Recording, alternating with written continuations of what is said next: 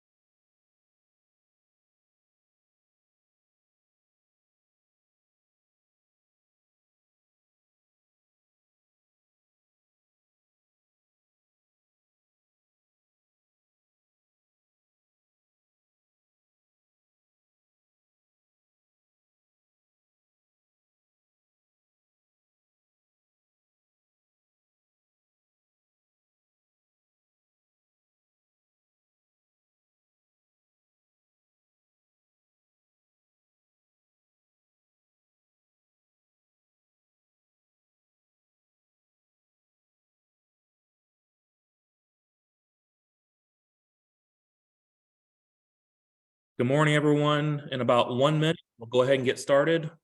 Just give us one more minute.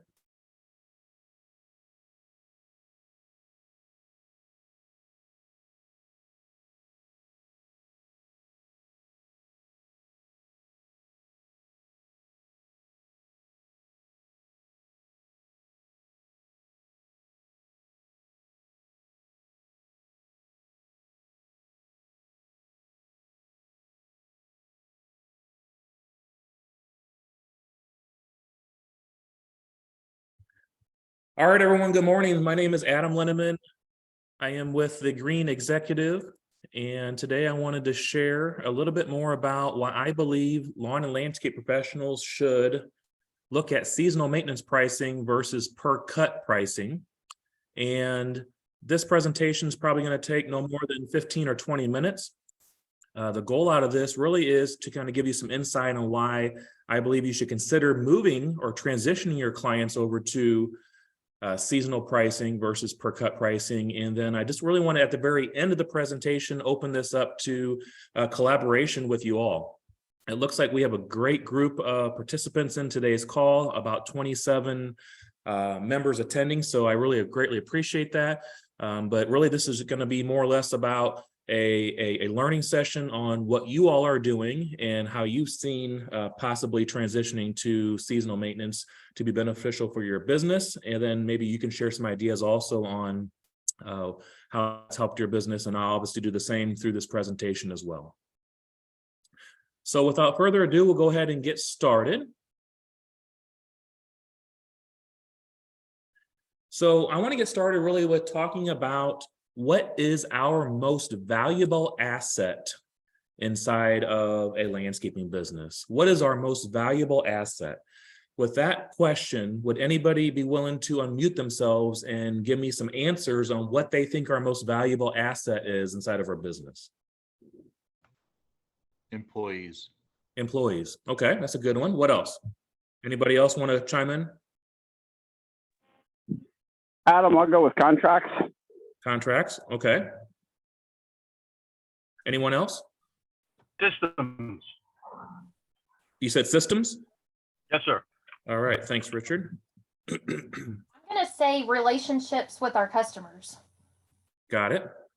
Relationship with our customers. Okay. Anyone else? I think we are the most valuable asset. Got it. Anyone else?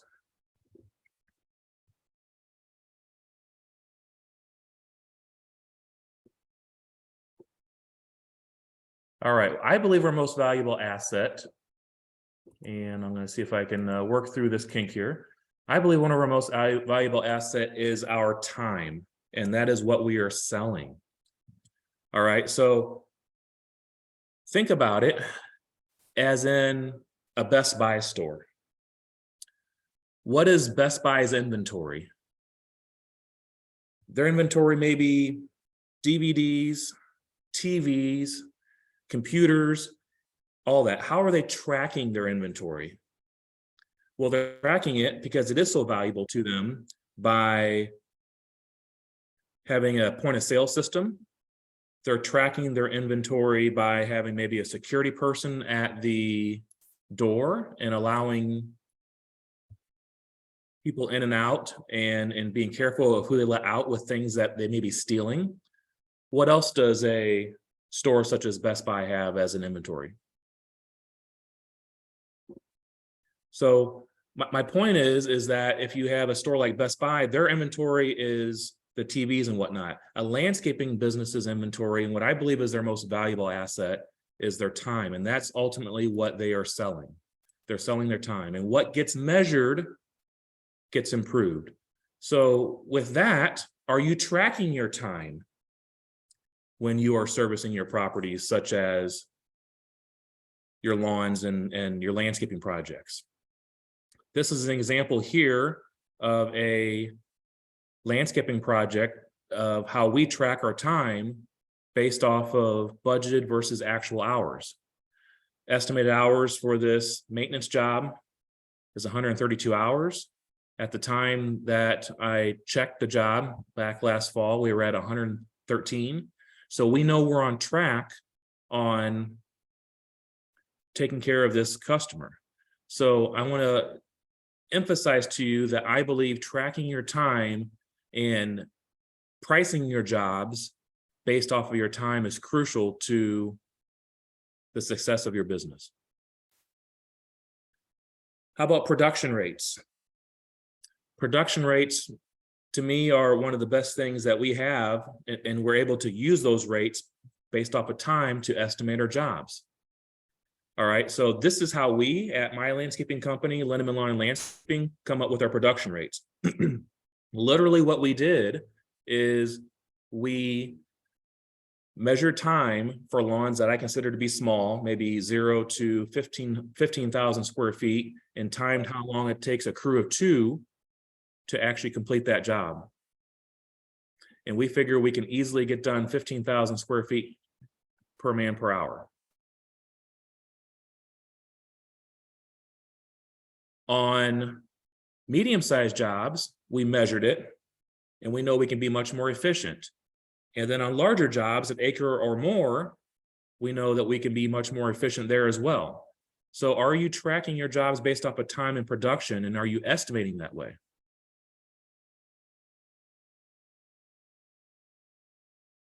So what to charge for? Labor, direct cost, right? What's some direct cost? Employees, fuel. How about labor and logistics? Are you charging for your drive time? How about your load time on the job sites? All that, in my opinion, should be considered into your pricing of how you are estimating to your customers.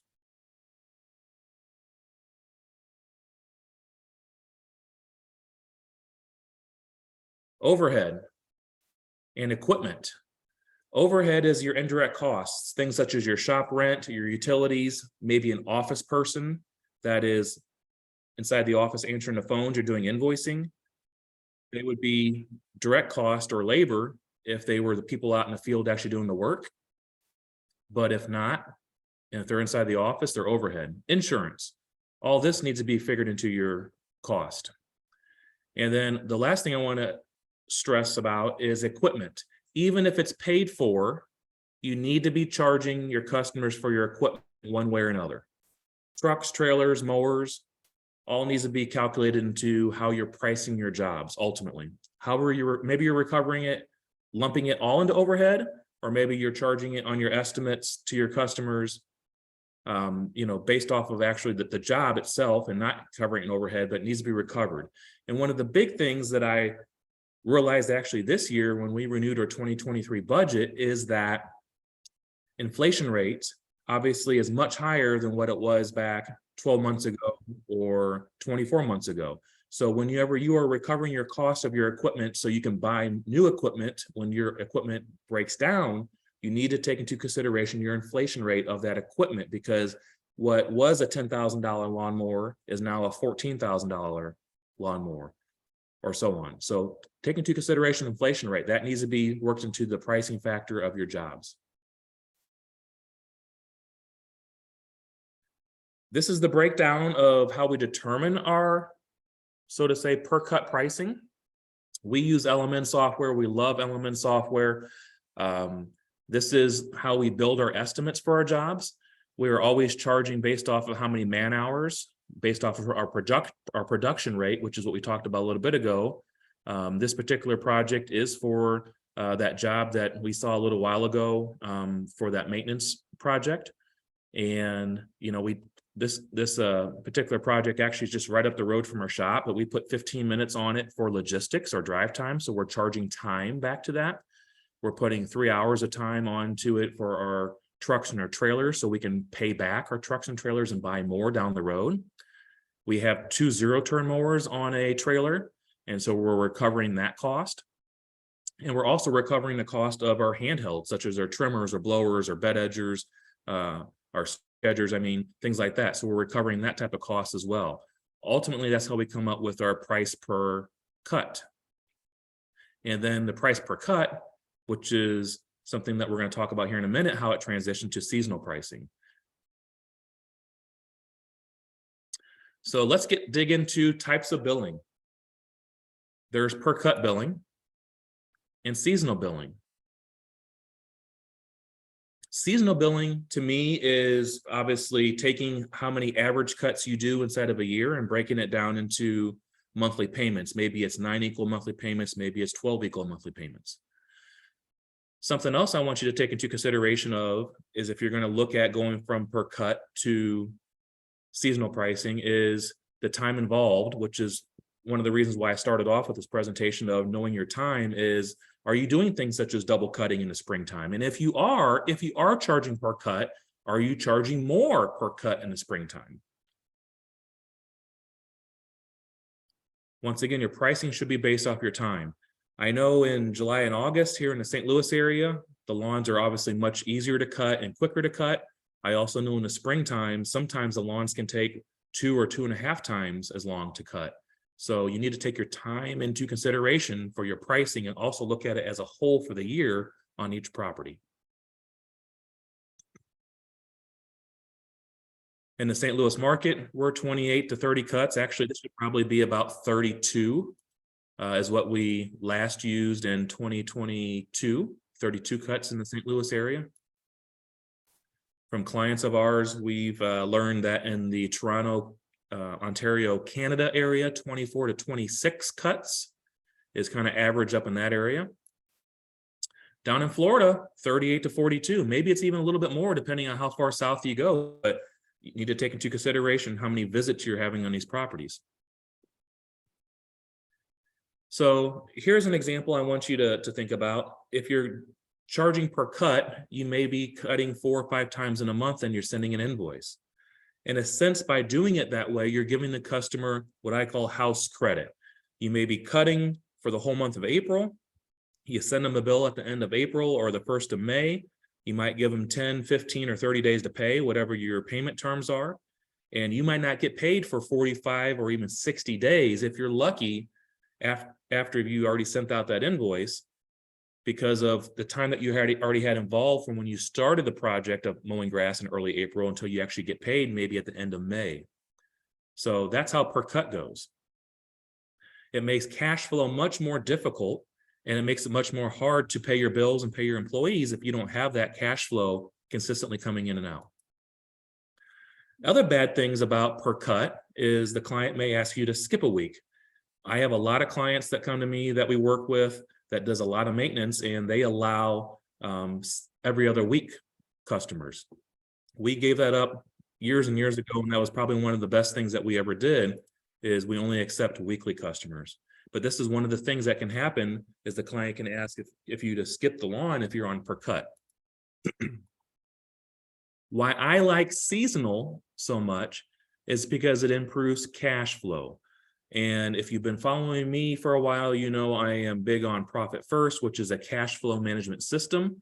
And this really helps with being able to pay your employees on time. It also helps with being able to pay your bills inside the off season and gets money flowing in if you're on seasonal. It makes budgeting so much easier for your client and you as well. It's really a twofold thing. It's not only necessarily for you, but you should also be looking at changing your pricing structure and how you invoice your customers to seasonal for your client's sake.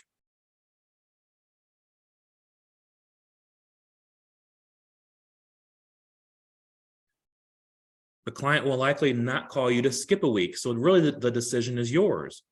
You need to be upfront with your client and let them know that if it gets to be a dry spell inside the summer, maybe you'll be there every 10 days or every 2 weeks then, but you may have to cut possibly twice in a week in the springtime, but ultimately the decision is yours. So it alleviates that call into your office or your call to your cell phone and saying, skip the week. They won't be doing that whenever they're paying every month. It makes the service appear to be less expensive, right? And here's an example of that. I'll show you here in just a second. It also reduces the chance of getting stiffed by the client upon renewals. And what I mean by that is how I gave the example a little bit ago of you start maybe cutting in April, you send out a bill at the end of the month, and you might collect payment 15 or 30 days afterwards. If you are invoicing your customer, say March through November over 9 months, you're going to start getting cash flow coming in March, and you might not even be cutting grass in March. And so it reduces the chance of getting stiffed or not paid by that customer. Whereas if you go per cut, you can possibly not get paid for the services you already rendered. So by always continuously having that billing cycle going, that's going to help with that as well. So here's an example I want to show you. Like I mentioned, 32 cuts here in St. Louis. Let's just say this is a postage stamp size lawn. Maybe you can, maybe you can't. I'm not here to argue that today, but maybe you can cut a lawn for $50 because you're a solo entrepreneur and you don't have much overhead. So that's $1,600 for the year. The average monthly bill, if you bill the customer every 4 or 5 cuts for the whole month, is going to be around $200 to $250. If you can break that 32 cuts up, or $1,600 a year, into 9 equal monthly payments, number one, it's getting cash flow coming in, and it appears to be cheaper to the customer because it's $177.77 per month if you go over 9 months, or over 12 months, it's $133.33. Budget-friendly pricing and invoicing the customer to where they have a consistent payment to pay every month is really the way to go. I can't stress that enough. This is really the way to go for the customer. It's a way to go for the cash flow. But what I want to really stress is that you need to err on the side of caution to make sure that you are going to cover and determine your pricing for the year or for the season, and the err on the side of caution to make sure that you are not going to go over the estimated amount of cuts. And I would not even necessarily tell the customer how many cuts you're going to do. I would just explain it to them. It's going to be seasonal. The last thing I wanted to mention is if the customer's used to paying $200 to $250 during April, May, June, July, all right, you can sell them more services on top of the mowing and still be in this mark, and that's going to increase your sales. So think about not necessarily always, and also making the price appear cheaper for the customer, but if you keep the price the same and you can break it up into monthly payments and offer them more services, you might be able to sell more work and therefore increase your total top line sales. Let's talk a little bit about prepays. Prepays improves cash flow. It locks the customer in for the year typically, and it reduces billing overhead. So if you can invoice them once and invoice them 9 times or 12 times a year, it takes a lot less time off of your shoulders, and it allows the invoicing to be done and quick. How do you accept prepays? Do you take a check, credit card, ACH? Think about that. Do you offer any type of a prepaid discount? What does that look like? If you offer a prepaid discount, one of the things that I highly take into consideration of is offering that discount back in the form of a gift certificate good towards future services. Number one, 80% of the customers probably won't even use that gift certificate because it'll go someplace and they won't even find it again. But that's not necessarily the goal. The goal is for them to actually use it and to use it towards future services. So I'm a big fan of offering a prepaid discount towards future services so they can use it for add-ons and not just taking money off the top. Because if you're taking money off the top, and if you're already shooting for a 10 or 15% profit margin on your jobs, if you're giving them a 3% or 5% discount, you're taking profit off directly off the top that way. If you take credit card payments, don't eat the cost, recover it. All right. I'm not also a big fan of, if you do take credit card payments, I'm not a big fan of adding a credit card processing fee. I'm a big fan of knowing what you pay the credit card company per month, per year for using their services, and taking that dollar amount that you know and recovering it into your overhead of your business. I know it's about $20,000 a year at our landscaping company that we pay in credit card processing fees, but we take that $20,000, we build it into our budget, and all of our customers in a sense pays for that a little bit throughout the year. So don't necessarily just take money off the top. So if you are going to accept credit card payments, recover in your cost. I'm not a big fan of charging credit card processing fees, but whatever you do, don't eat the cost of it. Make sure you recover the cost one way or another. Tell us more, share your strategies. I really wanted this to be, a good 15, 20 minutes or so about some questions that you may have. I'm going to go ahead and let you all unmute if you have any questions. Let's go ahead and dig right in and we'll see if we can get them answered. Feel free to unmute yourself.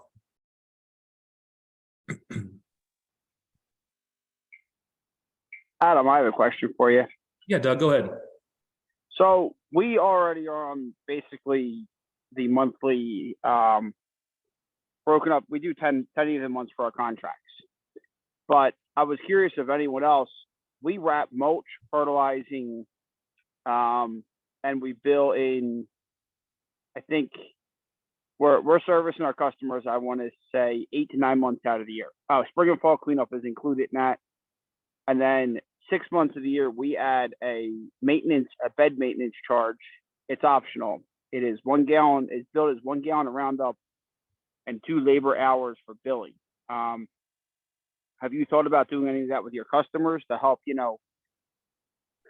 that way? I understand that, if sometimes we get into cash flow issues where our mulch is spread out over 10 months and we're buying mulch up front, but I have found it makes it a lot better for our customers to break that payment up, and they're a lot likely to say, yes, let's do them spring and fall cleanups. Yes, let's do, I know what I'm paying and I know what I'm getting.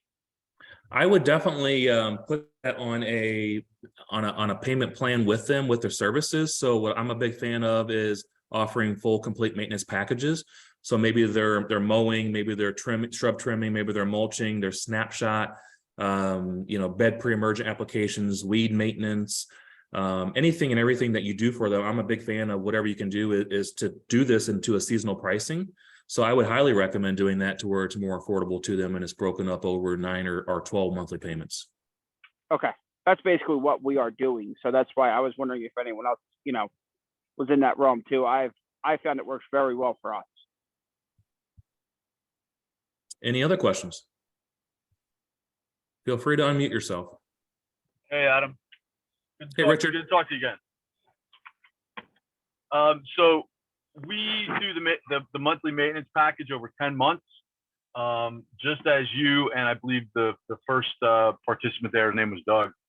The only thing we do that helps the cash flow in the spring is we get a deposit on the spring cleanup, and we keep that separate from our 10-month monthly billing. So essentially, we get 50% down for our spring cleanups, which helps cover, our getting started costs, mulch, materials, fertilizer, whatever we need to purchase. And then we get the balance of that when the spring cleanup's finished. And then we do our 10 months on top of that. And that includes every weekly maintenance, bed maintenance, herbicide applications, fall cleanups, the whole thing. So, and it works out great because you know your budget. You got your monthly nut, you know what it is. I love that. I love that idea. And 80 and you see me talk about this a lot, but the truth of the matter is 83% of businesses are failing, and it's because of cash flow. They can't pay their bills. They're living paycheck to paycheck. And one of the biggest issues is upfront cost or cash flow. And so that solves that. And I love that. Yeah, it's great. I mean, like I said, the nice thing about it is too, and I had to jump out for a minute when you were doing your presentation, but I'm sure you mentioned that having that repeat revenue every month and knowing how much you're getting in really helps with cash flow because you know what you can spend and what you can't. So yeah, it's a great way of doing it. It takes a lot of work to get it figured out. It depends regionally where you're at too, right? Because in New Jersey, where we're at, our properties all vary from properties that have no trees to properties that have an overabundance of trees. So the leaf fall cleanup is very different on some properties. So you have to make that, you have to make those accommodations into your budgeting because obviously each property is going to be different. So how we did that is we basically took the square footage of the property and we averaged the number of trees, and we took a look at the number of time that it took to do it, 4 visits from October to December, and average that all out. And that's how we built it out into the cost of the monthly service. Love it. If that makes sense. It does. Absolutely. And, Cool. and here's the thing is that, we are big proponents of Element software. We love Element. We use it in our own business. There's other softwares out there that are great too. I don't know those, but I'm sure a lot of those have the option of being able to help out with the invoicing and breaking down into monthly payments. So look into your software as whatever you're using and set it up. And my advice really is to go all hands in, right? Really learn that software from the time the phone rings and how you utilize it all the way through invoicing. So a lot of contractors out there that are just using so many bits and pieces of software. My advice is to go all in and commit and use it to the full entirety to where it does help streamline your business, because you need to think about not only the inefficiencies out in the field, but the possible inefficiencies inside your office and how you can streamline things there.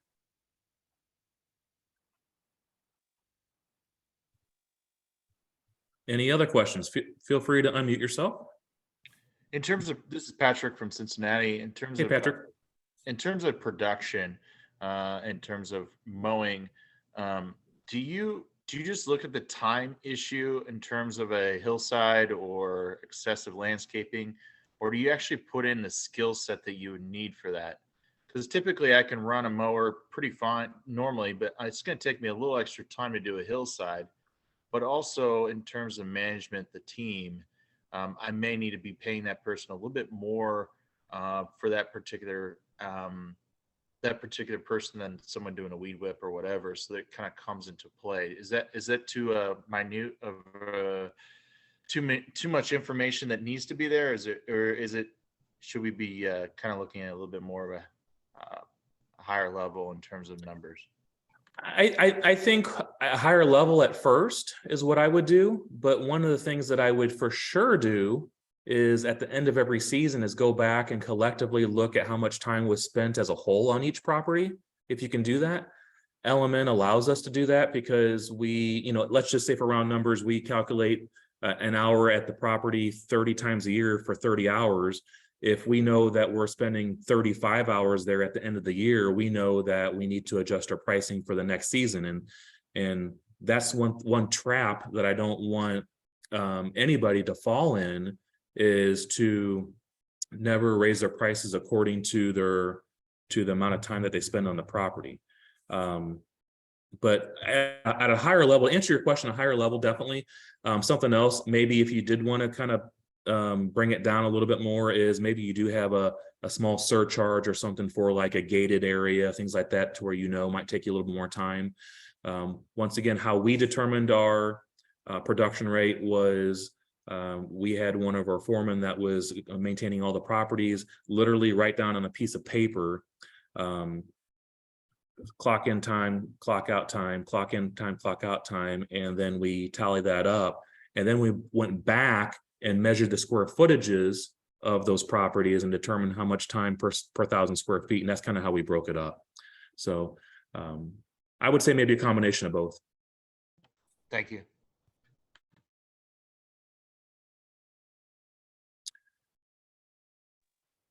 Any other questions?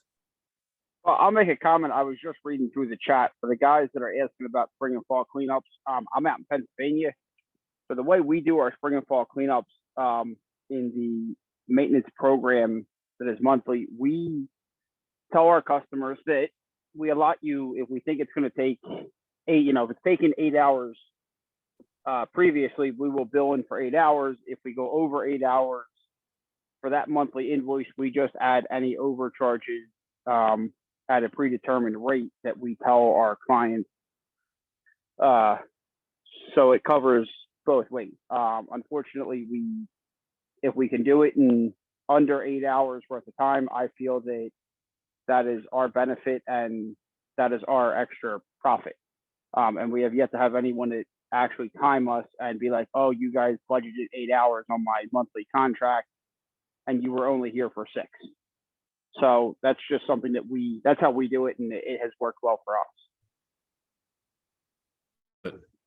Got a few questions in here. In the past years, I charged for double cuts for tall grass. Should I incorporate that into the average and include it into the price. Yes, that's what I would do, is I would, once again, look at your time and really calculate that based off of kind of averages.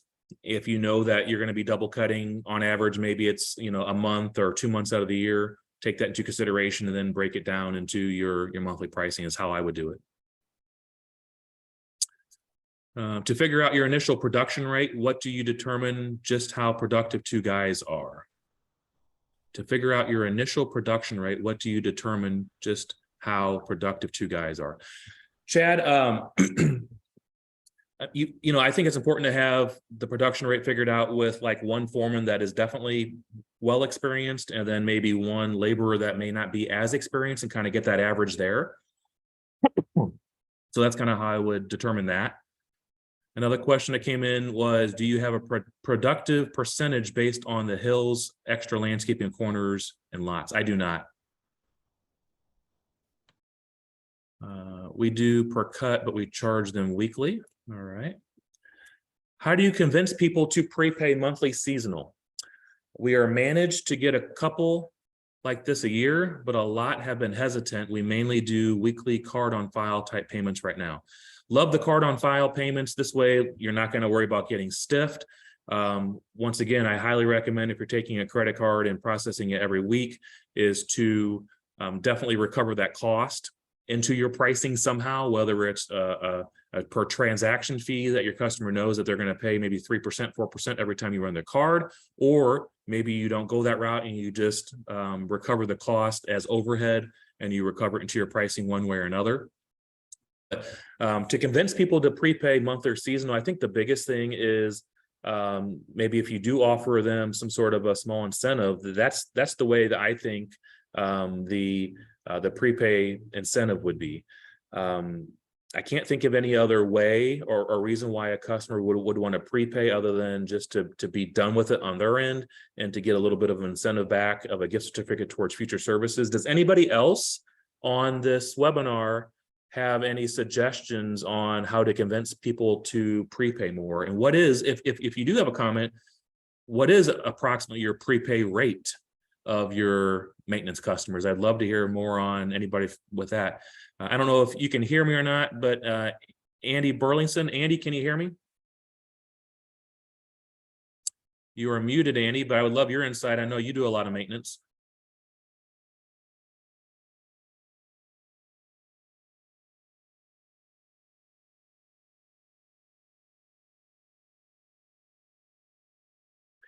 Anybody have anything on convincing customers to prepay? I could just chime in. All I did is I told all our customers that this is how we're doing business now. There you go. Right? I mean, this is the way we're doing it. We switched every customer over to credit card or ACH, and that's how our company takes payments. And we didn't have any problems with that, And as far as like, I thought I saw something in the chat about how do you accommodate plus or minus amount of visits or mowing visits that you made. We have that built into our contract because really the sort of the way we have it written in our contract is no matter how many times we're there during the course of the season, we will more than likely make that up in the fall because of our amount of leaf cleanup that we have to do. So if we miss a week, chances are that balances out, and that's the benefit. So that's the selling point to this too, is the benefit of having a monthly charge and knowing whether it's $1,000 a month for 10 months, the benefit to a customer is knowing that that's their budget regardless of spring or fall, and it's not going to be $1,000 a month and then $2,000 a month or $2,500 a month during the month of October, November. So it's that level budgeting thing that's always nice. But as far as like the cuts, plus or minus, we typically just have it in writing in our contracts and say that it's X amount of cuts, and chances are that's all made up in the fall. And I would just second your comment about CRM, Adam, and that we started using CRM 2 years ago. We use Jobber. And it's been invaluable as far as finding inefficiencies in our time on properties and, you know, downtime, windshield time, all that, you know, all that stuff. And anybody that's listening is not using it. You don't have to go all in right away. You know, you can start using some of this stuff and just use it for scheduling to start. You don't have to use the whole thing and get overwhelmed, because some of the softwares can certainly overwhelm you, because there's a lot to work through. So, but we found that they're invaluable. We found, like I said, we found a lot of inefficiencies and made, you know, a couple more percentage in profit by using CRM, no doubt. Love it, Richard. Thank you. Donnie Starwald asked, what do you do about customers that keep track of the cuts and want a refund or credit if you cut them more? What do you do for extra cuts? What we do is we do keep track of the cuts. Every time we clock in and out, our Element software tracks every time the job is complete, so we can literally go back to see how many cuts that we've had throughout the year. And what we do is we really try to stick to not going over the maximum amount of cuts that we are estimating. Once again, 28 to 30 was kind of average in St. Louis. We've been estimating the seasonal price based off of 32. And we made darn sure to slow to cutting down if it didn't really need it so much in the hot summer months, at least inside the St. Louis area. There was only a few customers that really wanted those extra cuts, maybe for events and things like that at their house. And so when we got to start to be close to maybe 30 cuts, and we had determined it was going to be 32 for the year inside the seasonal contract, you know, when it gets to be time like around maybe October or so, we would let the customer know, hey, you know, we have 2 more cuts that we can get in here. If you want to go over that, we can do so, but then we might have to charge you per cut. That may be a way to do it as well, but definitely keep track of it. And I would not offer any type of a refund if you cut less. In my opinion, it's just like, you know, having internet at your house. You pay a flat rate, right? $50, $75 a month, whatever internet costs, whether you use it, you know, 10 minutes a day, or if you use it 5 hours a day. So you need to really kind of transition your customers and thinking in those terms versus exactly what they use. If you're going to service customers and come to their house only whenever they call you, kind of like a pizza delivery person, that's what you don't want to train them to do. And it goes back to also my opinion on the, you know, the skip a weeks. Well, we don't want the customer to have to call in and skip a week, because that throws our schedule off. We want to be able to make the decision ourselves. So it's really about just kind of a different mindset and allowing your customers to kind of only take service offerings the way that you want to offer it to them. It makes it much more simpler. You might get a few, you know, feathers ruffled on a few customers, but in the grand scheme of things, it really works out the best. I had a quick question. Referring to Richard, he mentioned that he did mowing and then the fall cleanup. In terms of leaves, do you guys just incorporate that in the pricing for the seasonal contract, or do you separate that out? Yeah, we include that in. That's included in our 10-month flat rate. It's all included. Thank you. Sure.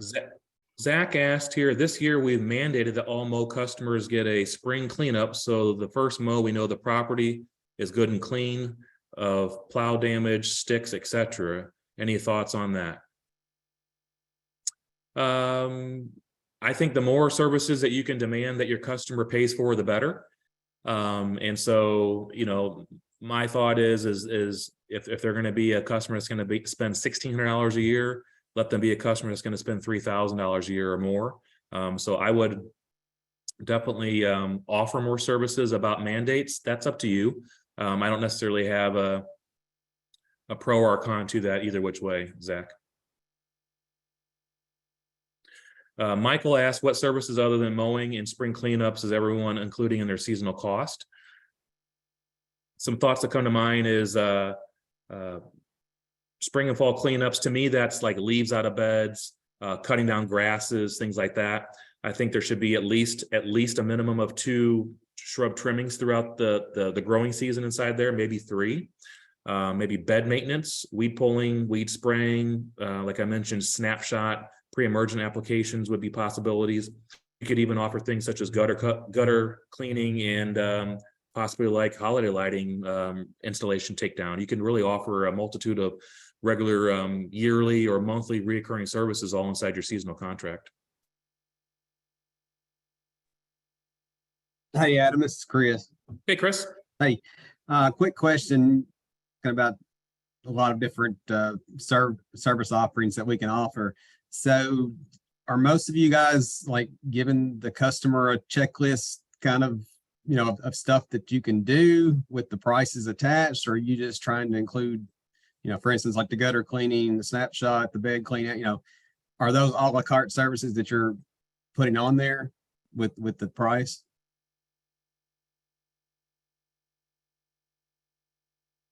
This is Patrick from Cincinnati. My plan is to give them a silver, bronze, and gold option. And that would be just, obviously, the silver would be just the straight seasonal mowing, and then the fall and clean outs. And then the next would be additional services outside of that.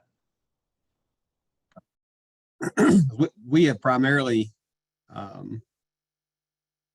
just mowed. Well, we've got an installation company too, but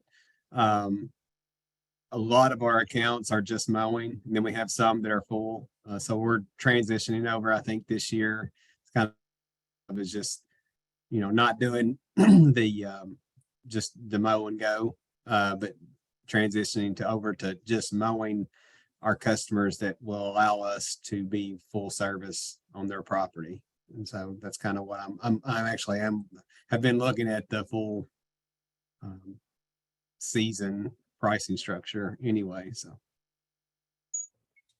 I think definitely having like a good, better, best is the way to go. But I just want to have everyone be cautious of not offering too much of a discount. If you plan to offer a discount, the higher the package they go, you need to make sure that you are still making a healthy profit if they go with like an elite package.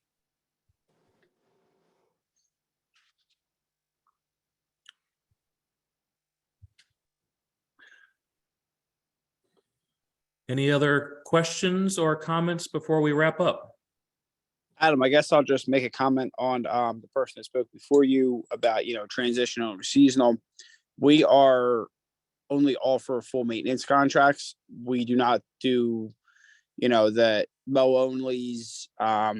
You don't have to do every package we option, but our maintenance contracts must include mowing, spring and fall cleanups, pruning of shrubs if they have shrub areas around their house. Obviously, if they have no shrubs, we don't.